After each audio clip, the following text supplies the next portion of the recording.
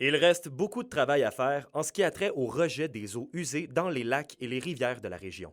C'est du moins le constat que fait la Fondation Rivière avec son palmarès 2022 des municipalités du Québec. Je vous dirais que c'est quand même dans les hauts résultats du palmarès, là. C'est pas ahurissant, mais c'est quand même notable. Puis au niveau de la région de l'Abitibi-Témiscamingue, c'est effectivement parmi les plus hauts résultats en termes d'intensité par habitant.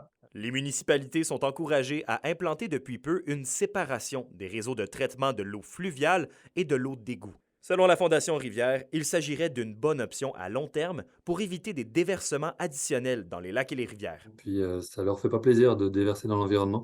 Donc à chaque fois qu'elles en ont l'occasion, qu'à chaque fois qu'elles doivent refaire les systèmes d'égout, souvent elles vont aller vers du réseau séparatif, donc les eaux usées d'un côté, les eaux de pluie de l'autre côté. C'est plus facile à gérer. Puis Le problème qu'on a, c'est comment on peut intégrer ces ouvrages-là dans l'existant, parce que dans l'existant, c'est du construit partout, là. On ne peut pas installer un nouveau bassin au travers d'un quartier complètement déjà aménagé. Des initiatives vertes, comme des stationnements qui laisseraient pénétrer l'eau de pluie dans le sol, sont également un moyen à la disposition des municipalités afin de réduire le risque de débordement.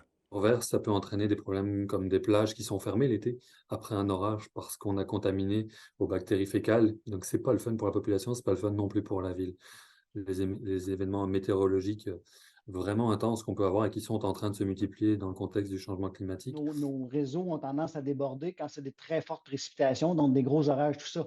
Donc, le but, c'est de ralentir un peu ce cheminement de l'eau-là une fois qu'il arrive dans notre réseau pluvial et des fois qui est dans un réseau combiné, en fait. Et là, on a un effet de débordement.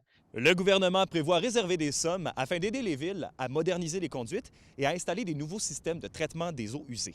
Le tout, encore une fois, afin d'aider nos lacs et nos rivières à demeurer en santé. Alexandre Cabana, RNC Nouvelles, à Rouyn-Noranda.